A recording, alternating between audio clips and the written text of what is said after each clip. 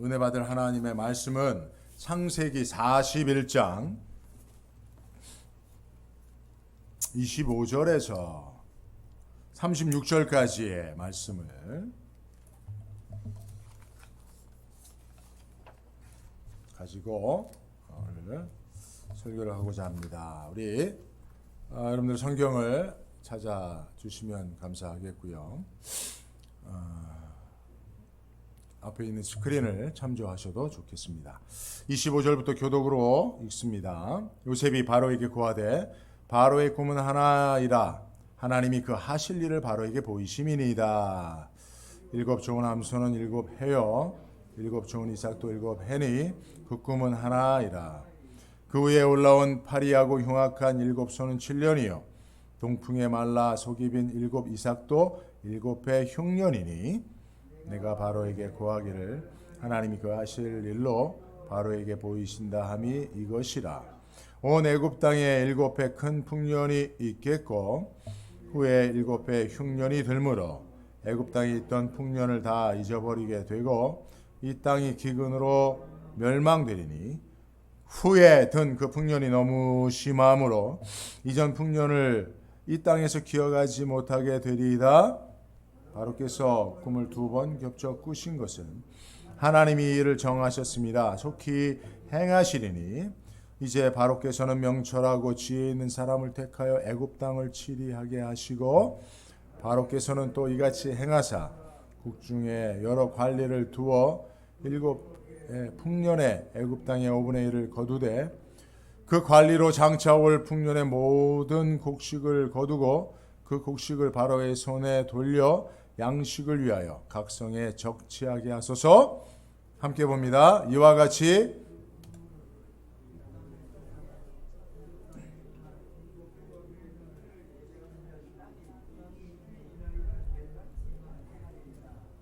아멘. 예, 오늘 본문 말씀을 통해서 코로나 시대에 필요한 사람이라고 하는 제목으로 말씀 전하겠습니다. 여러분 설교 제목 한번 크게 여러분들 따라 읽으면서 마음에 새기시길 바랍니다. 시작. 코로나 시대에 필요한 사람이 다 되시기를 주의 이름으로 축복합니다. 축복합니다. 예. 여러분 코로나는 전 세계적으로 닥친 재앙이 분명합니다. 세계 모든 나라들이 코로나로, 모든 나라 국민들이 코로나로 다 함께 고통하고 있습니다. 무려 세계적으로 218개국 이상에서 코로나가 발생했습니다. 그래서 코로나가 확진이 되든 그렇지 않든 모든 국민들이, 모든 전 세계 지구촌 사람들이 코로나 때문에 나름의 고통을 겪고 있습니다. 그러나 각 나라별로 엄청난 차이를 보이고 있기도 하지요. 어떤 나라는 코로나 종식을 선언한 나라들도 몇 개국 있습니다. 물론 그 이후에 다시 코로나 환자가 발생을 해서 그 종식이 종식 선언이 무색해지기도 했는데요. 여러분, 그러나 그럼에도 각 나라들은 확연한 차이를 가지고 있습니다. 여러분, 우리가 잘 아는 미국과 한국을 비교해 보더라도 미국은 확진자가 오늘부로 640만 명이 넘어요. 640만 명. 그러니까 여러분 50명 모이면 그 중에 한 명 있는 거예요. 사람 많은 곳에 확률적으로 보면 가면 안 되는 거죠. 그 가운데 사망자가 19만 명이 넘어갔습니다. 미국에서만. 전 세계 코로나 사망자의 4분의 1이 미국에서 발생을 했어요. 그런데 여러분 한국은 코로나 확진자가 2만 2천 명 수준이고 사망자는 350명 선입니다. 여러분 인구수는 미국이 3억 3천, 한국은 5,100만, 6배 정도밖에 차이가 안 나는데 코로나 확진자는 300배가 많아요. 미국이. 사망자는 무려 600배 이상이 됩니다. 여러분 이거는 그냥 엄청난 차이거든요. 왜 이런 차이가 발생하는 겁니까? 생각해 보셨어요? 여러 가지 원인들이 있을 수 있습니다. 각 나라가 다 똑같을 수는 없겠습니다만은, 그러나 이런 몇백 배의 차이가 발생하는 데에는 분명한 원인이 있겠죠. 그 원인 중에 결정적인 것이 사실은 지도력의 문제입니다. 지도자의 부재라고 볼 수가 있어요. 이런 문제가 발생하는 데에는 지도자가 어떻게 할 수가 없어요. 그죠? 코로나가 발생하는데 각 지도자들이 지도력을 발생한다고 한들 발생을 막을 수는 없어요. 그러나 코로나가 창궐한 이후에 확산되는 데 있어서 그것을 대비하고 국민들을 보호하는 데에는 지도력에 큰 차이를 보이고 있을 수 있다는 사실을 우리는 알 수가 있는 것이죠. 물론 코로나 세상에서 완벽한 지도력을 가지고 그것을 완전히 통제하는 그런 지도자는 사실은 그 어떤 나라에서도 찾아보지 못하는 가운데 있습니다만, 어쨌든 지도자의 중요성을 우리는 다시 한번 생각해 볼 수가 있습니다. 여러분, 기원전 1900년경에도 지구촌에, 특별히 고대 근동 지방 애굽, 이스라엘 지역에 엄청난 재앙과 같은 그런 기근이 닥쳐왔습니다. 기근, 무려 몇 년이요? 7년에 해당하는. 여러분, 지금 코로나가 한 1년 채 안 됐는데도 지금 우리가 죽겠다 난리잖아요. 그런데 무려 7년 동안의 기근. 여러분, 지금 같으면 라면 끓여 먹으면 되지요. 깡통 통조림, 통조림 뜯어 먹으면 되지만, 그죠? 당시에는 기근이 찾아오면 곧 죽음인 것이죠. 그죠? 그래서 여러분, 옛날에 가난은 배고픔은 나라님도 어떻게 할 수 없다는 이야기가 사실은 있는 것처럼, 당시에 지금부터 한 거반 4천년경 전에 강력한 재앙과 같은 기근이 찾아왔습니다만, 그래서 일개 나라뿐만이 아니라 고대 근동에 속한 여러 나라의 대부분의 사람들이 아사 직전까지 그렇게 가게 되는 위험한 상황이 있었습니다만은, 그때 불세출의 영웅과 같은 지도자가 출현을 했어요. 지혜와 명철이 충만한 그 지도자가 출현해서 한 나라뿐만 아니라 그 나라의 인근의 모든 나라 백성들을 죽지 않고 살게 한 줄로 믿습니다. 그가 누구예요? 요셉인 거예요. 요셉.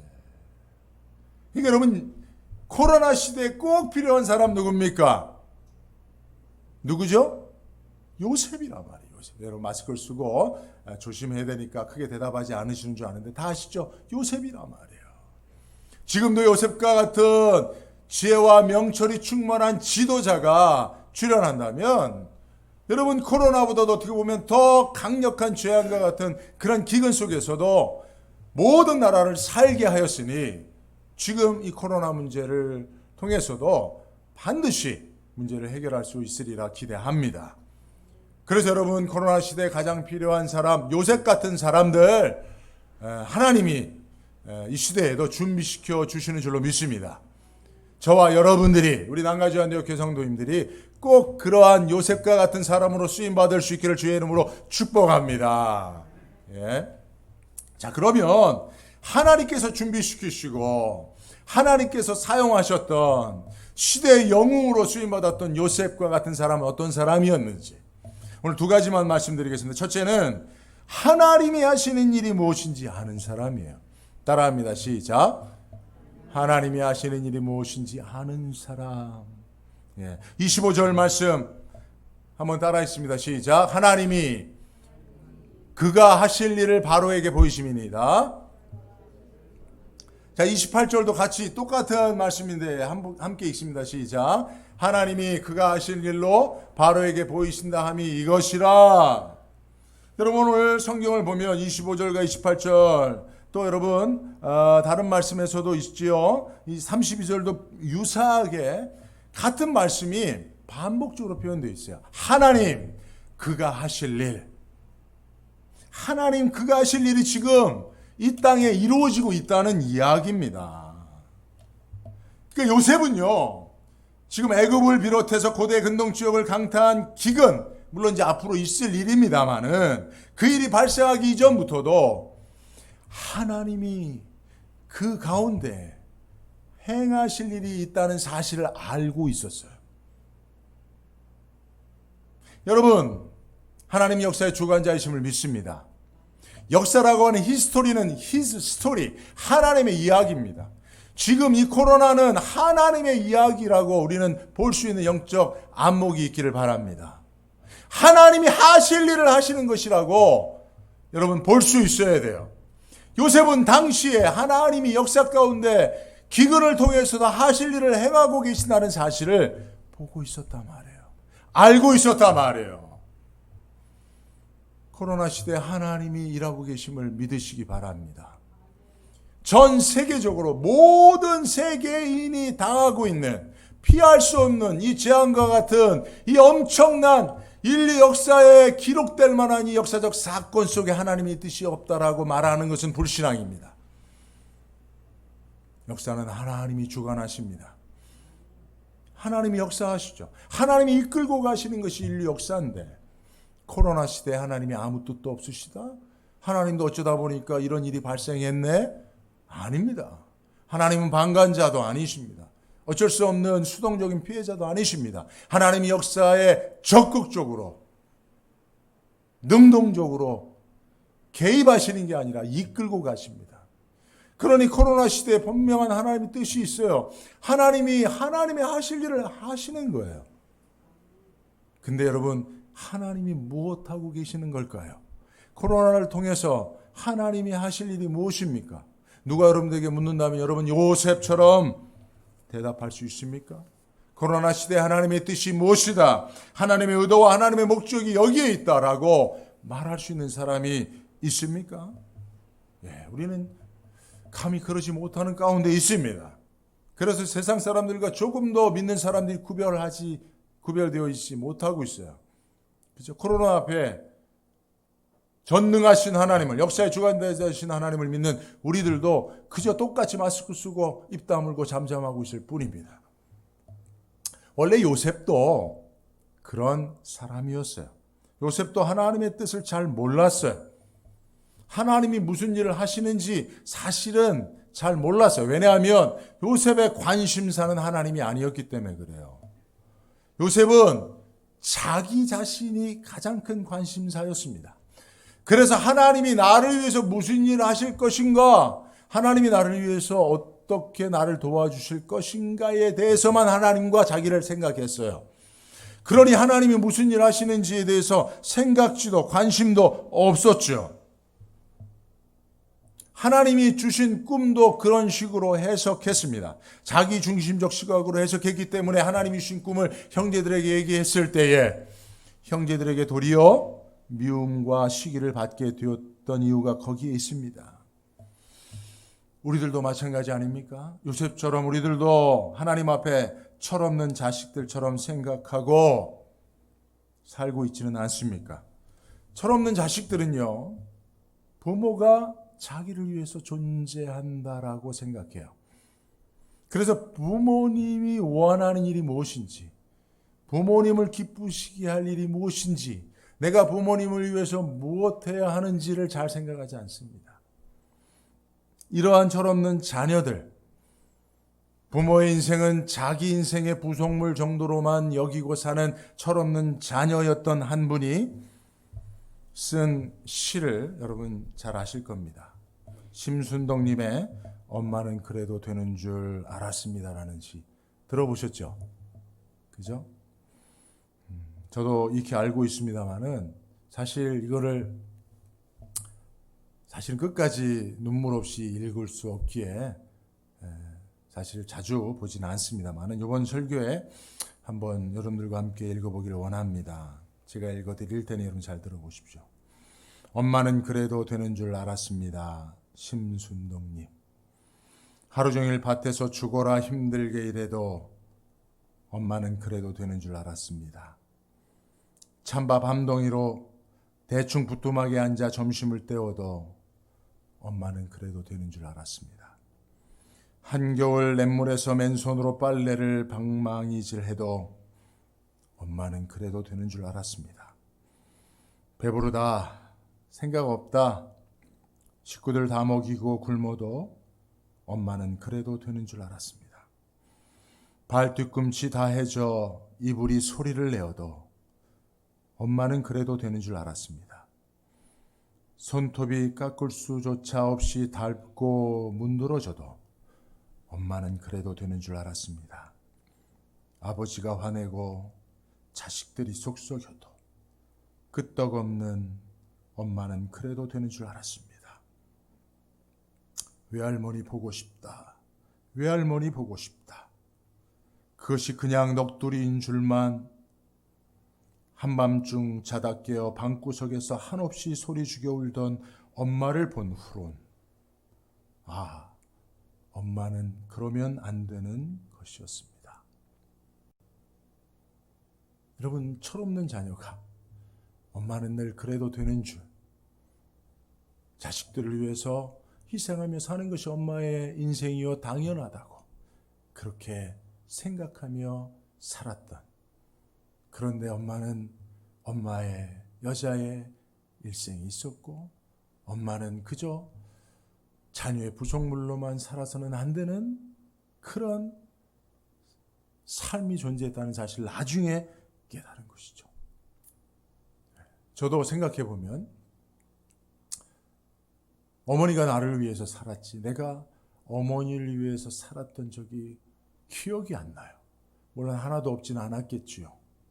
저도 어렸을 때부터 효자란 이야기 많이 들었는데, 그래서 그런 마음 가지고 살아서 아마 어머니를 위해서 많은 일을 또 했을 것입니다만 기억이 안 나요. 어머니 돌아가시고 나니까 어머니를 위해서 한 일이 하나도 기억이 안 나요. 알고 보면 어머니가 여행 다니길 좋아하셨어요. 근데 한 번도 어머니 모시고 어디 외국에 여행 다녀본 적이 없어요. 저는 목사라고 여러 나라를 다녔는데 어쩜 어머니 모시고 한 번을 외국을 나가지 못했을까? 해외여행 한 번 가지 못했을까?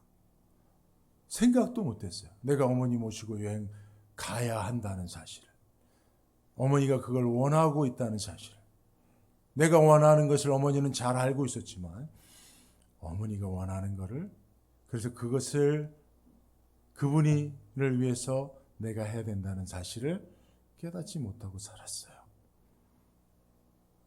그런데 여러분, 이런 사실을 깨닫는 것은 늘 부모님을 여의고 난 이유 아닙니까? 풍수지탄이죠. 그러나 여러분, 제가 오늘 여러분들이 부모님을 위해서 하지 못한 일을 가지고 함께 슬퍼하자고 후회하자고 하는 이야기 아닙니다. 지금 우리에게 있어서 사실은 우리 영혼의 아버지 하나님이 계시지 않습니까? 아직도 우리는 철없는 자녀처럼 하나님 앞에, 우리 하나님 아버지 앞에 하나님은 그래도 되는 줄 알고 독생자 예수 그리스도를 아낌없이 우리를 위하여 내어주셨음에도 하나님은 여전히 나와 같은 자식 사랑하고 용서하고, 그렇게 하나님은 그래도 되는 줄 알고 우리 죄를 위하여 십자가에 자기 몸을 찢어 물과 피를 다 쏟으신 예수님, 그 예수님이 나의 죄 때문에 그렇게 죽으셨건만 여전히 범죄하며 살아도 예수님은 또다시 나를 위하여 십자가에 현전히 욕을 보여도 그래도 되는 줄 알고, 성령님 거룩하신 영으로 내 안에 들어와 계시지만, 임재하여 계시지만 나는 여전히 약하고 음란한 생각으로 형제를 용서하지 못하는 마음을 버리지 못하고 살면서도 성령님은 여전히 내 안에 그래도 되는 줄 알고 철없는 자녀로 살고 있지는 않은지 우리가 깨달아야 하지 않습니까? 하나님은 여전히 나를 위해 존재하시며 그래도 되는 줄 알고, 나는 철없는 자녀처럼 하나님을 위해서 내가 무엇을 해야 할 것인가? 하나님, 이 시대에 고통하는 이 코로나 시대에 하나님이 행하시는 일이 무엇인지 알지 못하고 어떻게든지 내가 살아남아서 건강하게 내가 하고 싶은 일을 더 오래도록 영위하며 하나님이 나를 보호해 주실 것을 위해서만 살고 있지는 않은지, 여러분, 우리가 한번 생각해 보아야 하지 않겠냐 말입니다. 요셉이 그렇게 살았잖아요. 하나님이 나를 위해서, 내 꿈을 위해서 하나님이, 형제들이, 다른 사람들이 무엇을 할 것인가 라고 하는 것만 생각하고 살았던 요셉 아닙니까? 하나님이 꿈을 주셔도 그 꿈을 해석조차 못하는 영적 무지러운 그런 무지한 어린아이처럼 요셉이 살았어요. 그런 요셉이 자기 중심적 사고에서 타자 중심적 사고로 결국 하나님 중심적 사고와 삶의 방식으로 옮겨가는 고난의 인생 수업을 바꿔서야 비로소 아무도 모르는, 아무도 알 수 없었던 그 시대에 하나님이 그가 하실 일을 행하시는 것을 보고 깨닫고 전하는 자가 된 줄로 믿습니다. 여러분, 오늘 말씀을 통해서 우리가 하나님이 행하시는 일이 무엇인지에 대한 관심사를 가지는 철든 하나님의 자녀들이 다 되실 수 있기를 주의 이름으로 축복합니다. 자, 그렇게 하나님은 요셉을 사용하신 것이죠. 두 번째, 하나님이 쓰신 사람 요셉은 더불어 사는 법을 배운 사람입니다. 여러분, 요셉을 흔히 꿈꾸는 사람, 비저너리의 대명사로 이해합니다. 그런데 여러분, 아이러니한 게 하나 있어요. 요셉이 비저너리예요. 꿈꾸는 사람이에요. 근데 오늘 말씀을 보니까 요셉이 꿈을 꾸지 않고 술 맡은 관원장, 떡 맡은 관원장, 그리고 요셉이 아니라 바로가 꿈을 꿔요. 요셉이 비저널인데, 요셉이 꿈꾸는 사람으로 쓰임받는데, 요셉이 자기 꿈을 꾸는 게 아니라 다른 사람의 꿈을 해석하고 그 꿈을 통해서 하나님 앞에 쓰임받고 있다는 사실. 여러분, 좀 아이러니하지 않습니까? 근데 여러분, 이게 진짜 하나님이 쓰시는 비저너리인 줄로 믿습니다. 보통 여러분, 우리가 생각하기에 비저너리란 자기가 꿈을 꾸고 내가 이 꿈을 여러분들에게 전하니 이 꿈을 이루는데 우리가 함께 합시다 해서 사람들을 자기가 꿈을 이루는데 동원시키는 게 비저너리라고 생각합니다. 아니에요, 여러분. 하나님이 그렇게 하나님의 사용하시는 비저너리를 그렇게 사용하신 적이 없어요. 요셉처럼요, 더불어 함께하는 자들의 꿈을 이뤄주는 방식으로 하나님이 이 세상의 비저너리들을 사용하신다는 사실을 믿으시기 바랍니다. 근데 여러분, 교회 가면 내가 이 꿈을 꿨고 이 꿈 하나님이 내게 주셨으니 당신들이 이 꿈을 이루는 일에 동원되세요 라고 선동하는 얼마나 많은 사람들이 있는지 몰라요. 근데 그거는 대부분 야망으로 흘러갑니다. 내 꿈이 아니라 사랑하는 성도들의 꿈을 이루어지는 일에 내가 쓰임받을 때 그가 그 시대의 요셉처럼 쓰임받는 사람이 되는 줄로 믿습니다. 25절에 보십시오. 하나님이 그 하실 일을 바로에게 보이십니다. 왜요? 요셉에게 보여야죠. 하나님을 알지도 못하고 믿지도 않는 왜 바로에게 보이십니까? 근데 그게 하나님의 방식이에요, 여러분. 그걸 잘 아셔야 됩니다. 이 말씀을 통해서 저는 우리 남가주안대학교 성도님들에게 부탁합니다. 여러분, 꿈을 가지시기 바랍니다. 제가 요셉처럼 쓰임받기를 원하시죠? 여러분, 남가주안대학교 담임 목사인 유병동 목사가 이 시대에 요셉처럼 쓰임받기를 바라는 마음이 조금은 있으시지요? 그렇죠. 예, 감사합니다. 그러면 제가 누구의 꿈을 이뤄야 돼요? 제가 제 꿈을 여러분들에게 얘기하고 여러분들이 내 꿈을 이뤄주세요 라고도 하는 것 맞습니다. 예.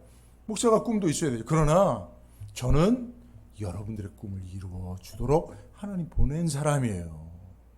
예? 여러분들이 꿈을 꿔야 돼요. 제가 교회를 개척하고 건축을 했을 때도 건축을 한 결정적인 이유가요, 상가에 모여서, 그 조그만 상가에 모여서 기도하는 성도들이 한 1년, 2년, 3년 지나니까 저한테 이야기를 해요.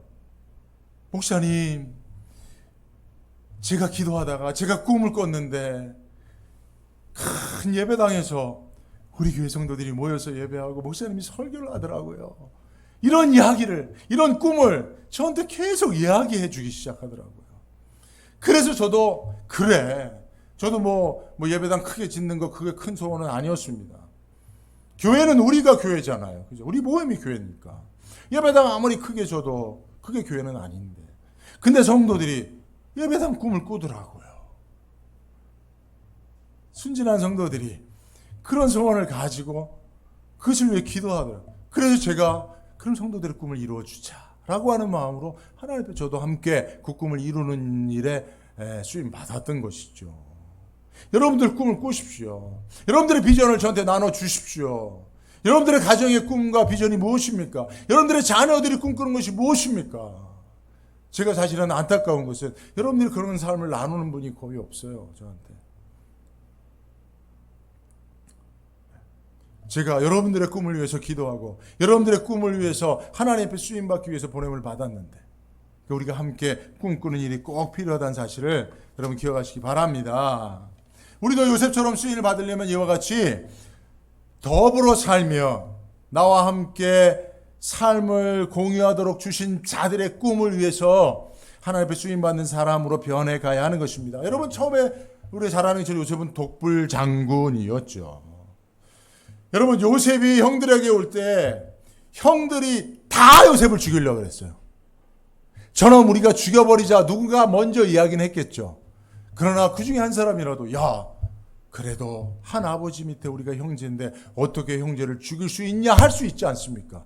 근데 하나같이 다 그래 죽여버리자. 이야 내 마음에 있던 이야기를 어떻게 네가 말로 하는구나. 잘했다. 죽여버리자. 잔인하게 죽여버리자. 라고 이구동성으로 다 말했어요. 왜 그랬습니까? 그걸 보면 그 형제들이 악한 형제들이기도 하지만 요셉에게도 문제가 있는 거잖아요. 그죠? 요셉이 독불장군으로 살았어요. 더불어 함께 사는 삶을 배우지 않았어요. 그걸 거부하며 살았습니다. 그런데 하나님은 요셉을 통해서 요셉에게 주신 꿈이 무엇입니까? 요셉을 통해서 형제들을 구원하는 일 아닙니까? 요셉을 통해서 세상을 구원하는 일 아닙니까? 근데 요셉이 혼자 독불장군으로 사니 하나님 얼마나 마음 아팠겠어요. 얼마나 가슴 아팠어요. 그래서 하나님이 요셉을 고난의 삶으로 밀어 넣으셨어요. 어떤 고난의 삶이요? 독불장군으로는 도무지 살 수 없는 곳으로 노예로 밀어 넣으셨어요. 노예가 내가 혼자 독불장군으로 살 수 있습니까? 내 뜻 내가 원하는 일만 하며 살 수 아니요. 노예는 자기가 없어요. 자아실현이라는 게 존재하지 않아요. 자기 꿈이 있어서는 노예는 안 되는 거예요.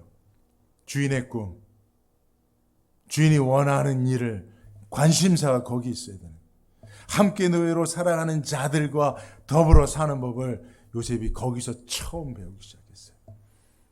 하나님은 더 요셉을 더불어 사는 자, 다른 사람의 꿈을 위해서 하나님 앞에 쓰임받는 자가 되기 위해서 감옥에 밀어넣으셨어요. 감옥은 더더욱 그래요. 감옥에는 독방이 없어요. 독방은 그냥 징벌방일 뿐이에요. 감옥은 그냥 제가 꼭 들어간 것처럼 얘기하는데 감옥에 가본 적은 없습니다만 그렇잖아요. 그죠? 하나님이 그런 요셉의 그 고난의 억울함을 통해서 자기가 원치 않는 곳으로 그렇게 밀려간 이유가 무엇입니까? 하나님이 허락하신 거예요. 요셉아, 너는 너와 함께 더불어 사는 사람들, 그 시대의 사람들의 꿈을 이루어주기 위해서 내가 너를 쓰기 위해서 세웠다는 겁니다. 요셉의 인생 수업 가운데 요셉이 배운 것은 바로 이와 같은 거예요.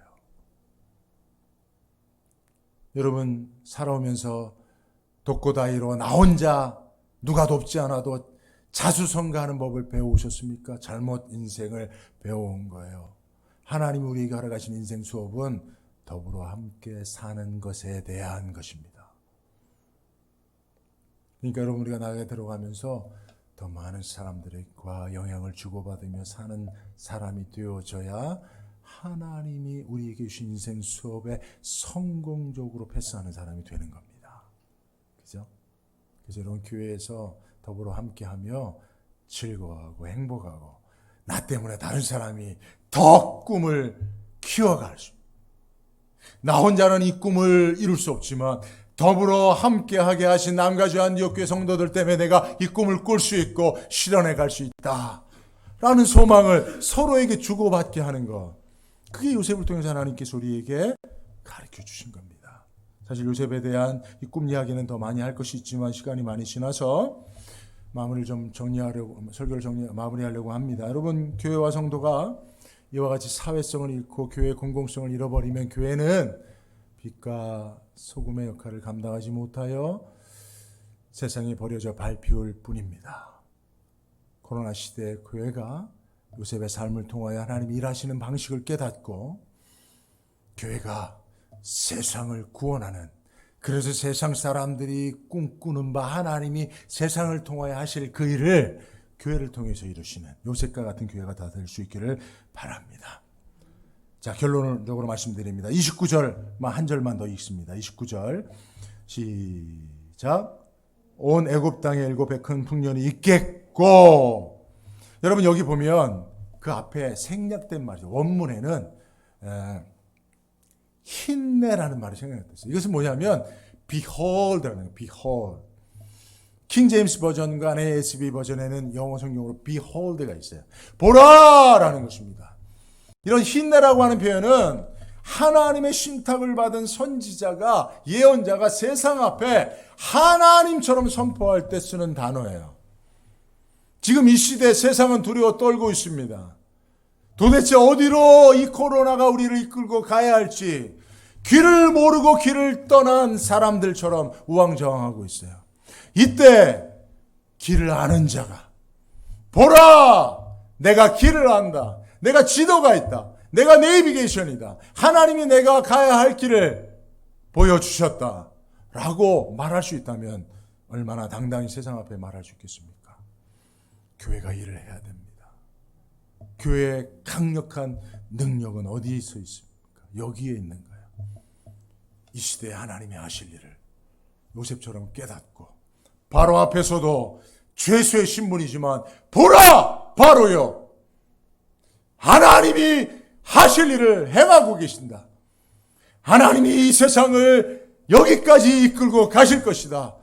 아무도 그 가는 길을 알지 못하지만 나는 그 길을 하나님이 알려줘서 알고 있으니 나를 따라오너라 라고, 흰내, 비홀, 보라 라고 요셉이 선포하고 있는 그 모습을 여러분 이 시간 믿음으로 상상하시면서 우리 모두가 세상 앞에 보라, 이 시대의 선지자, 예언자 요셉처럼 당당히 외칠 수 있는 저와 여러분들 되시길 주의 이름으로 축복합니다. 기도하겠습니다. 하나님 감사합니다. 코로나 시대 어디로 가야 할지, 언제 이것이 종식될지 알지 못하는 가운데 많은 사람들이 불안해하고 두려워합니다. 그러나 더 험악하고 위기의 상황에서도 하나님은 요셉 같은 사람을 통하여 하나님의 하실 일을 행하고 반드시 그 일을 성공시켜 주신 줄로 믿습니다. 이 시대에 하나님, 우리 남가주 안디옥교회 성도들이 다 요셉과 같이 이 시대를 구원하는 하나님의 쓰임받는, 하나님이 사용하시는 이 시대의 선지자 같은 사람들이 다 될 수 있도록 우리 남가주 안디옥교회와 성도와 이 시대의 교회들을 사용하여 주옵소서. 예수님의 이름으로 기도합니다. 아멘.